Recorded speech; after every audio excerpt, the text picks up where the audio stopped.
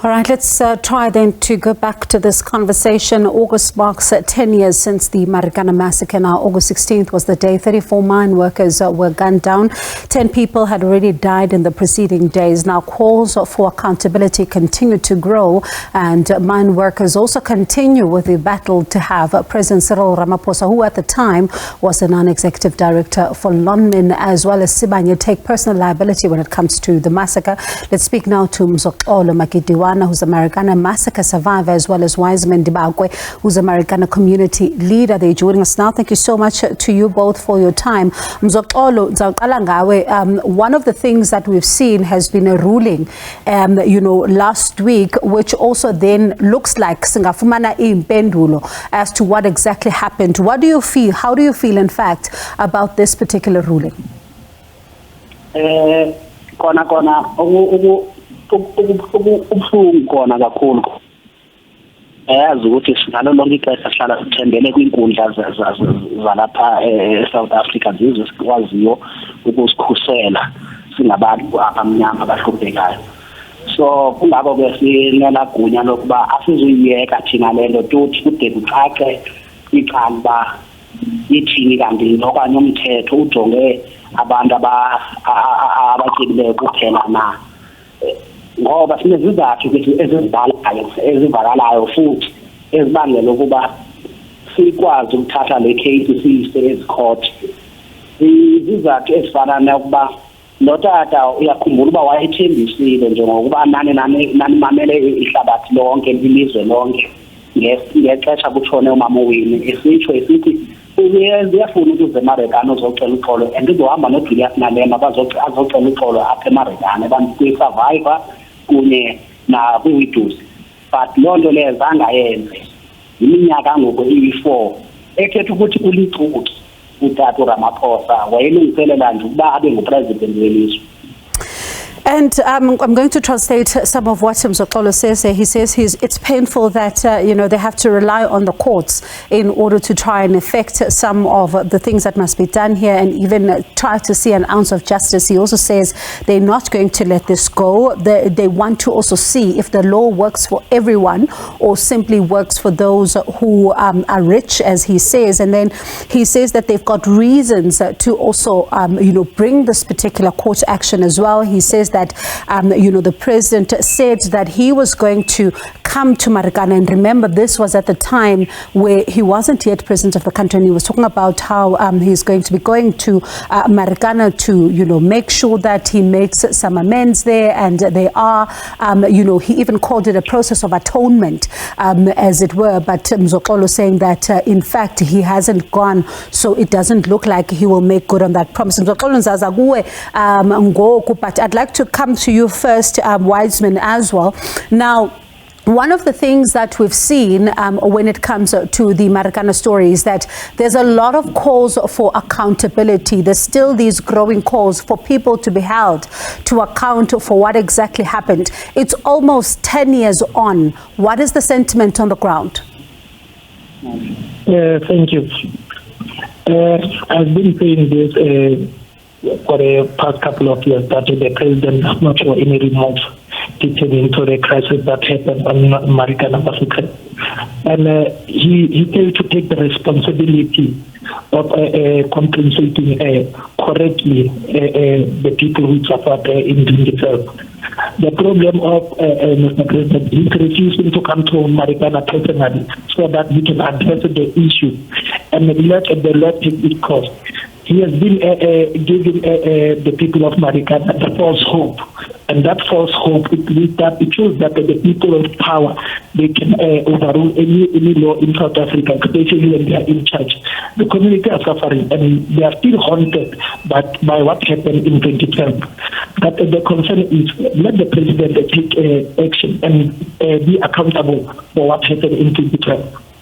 Now, Wiseman, one of the things that, of course, we see happen at the back of this particular ruling by the courts is that we may actually see this lawsuit come into full effect and possibly even get to see the president in the witness box. Are you hoping that this will happen? And if it does, could you get the answers you're looking for? for the past 9 years, 11 months, it has never happened. It has been just preaching from the legal things, because the president is got more power. It's like he has just closed the law enforcement that this thing after the Black Friday adjustment, it shows exactly that it's going to prolong for a very long time, maybe a decade from now on. Mzoxolo, indaba yange-16 asibona abantu bedutyulwa ngalandlela yenzeke phambi kwabasasazi, yenzeke phambi kwamakhamera, and kuze kube namhlanje asikaboni ukuthiwa kunomuntu engene etrongweni for lento esayibona yenzeka phayana. Andazi wena uba ucinga uba njengoba sisondela ku-10 years ngoku ingenzeka uba kube khona umuntu ongena etrongweni ngalento eyenzekileyo phaa? ingenzeka uba ngaba ubulungiswa buyadingeka eSouth Africa, okanye inkundla zalapha eSouth Africa ziyakwazi ukujongisisa into kakuhle. Into ebuhlungu umsasazi wami ukuba thina abantu abahluphekileyo sihlala sihlukunyezwa ngabantu abafumileyo abanemali eninzi ngenxa besazi ukuthi ngeke baze babantu, and le nto iyasikhathaza. Andikathethi ngemali, asithethi ngamali yokuba mhlawumbi ngelinye ixesha bekufanele uba sifumane imali. Uyayazi uba yi-10 years ngoku okuthi asibindile sicinga uba sode sibhatala, sikabhatala bathina abantu banemalayo. Kodwa into ebuhlungu kakhulu njengoba kunjalo kukhona umuntu oyi-1 owabanjwayo. Kungani uba kungabanjwa abantu? Siyayazi into uba yinto yoba kukho abantu aba-involve kule nto abafana notata uRamaphosa befana nabo bakudala babanjwayo. Cha ngoba into eyenzekayo kuyaziwa ukuba into ibangaba yenziwe ngabo, zonke izinto zabo abazenza abantu bepolitics bayazifihla. Kuyode kube nini kwabulawa abantu ngexesha lento le-apartheid regime, babulawa abantu engathi zizinja, nangoku ngexesha lenkululeko siyafa sibulawa ngabantu belanto sikhululekile. And what he says there, I asked him if he believes that there will be justice for those who were in fact shot in front of the television cameras. You'd remember this is what happened on the 16th that afternoon. If there could be somebody behind bars, he says that it can happen if, the justice system really looks deeper into this matter and the law takes its course. And he says that he's not even talking about money, because as the injured and arrested workers, they have not received some of their payouts, and he says that he's not even talking about that. He's talking about people that must be behind bars, and he says that when things are done by politicians, as according to him, those things are hidden, and he says that people were killed brutally during the apartheid days. Now the same thing is still happening. Now Mzoxolo, xa siza entweni yoba nifuna isinxephezelo ngomso siyazi uba amagqwetha enu azadibana namagqwetha karhulumente, nithembile uba kuzawuvela something when it comes to isinxephezelo? Siyithemba loo nto leyo, isinxephezelo siyasidinga, kodwa into ebaluleke kakhulu ukuba nabo mabathutshiswe. Isinxephezelo ayithethi ukuthi ngoba sithi siye ezikhotho sijonge isinxephezelo kuphela, sijonge nedibhidi yethu leyo thina singabantu abamnyama ukuba bayohlala behlala besenza le nto, besibetha besidubulisa emveni kokuba sibhatale. Ibuhlungu ke loo nto leyo.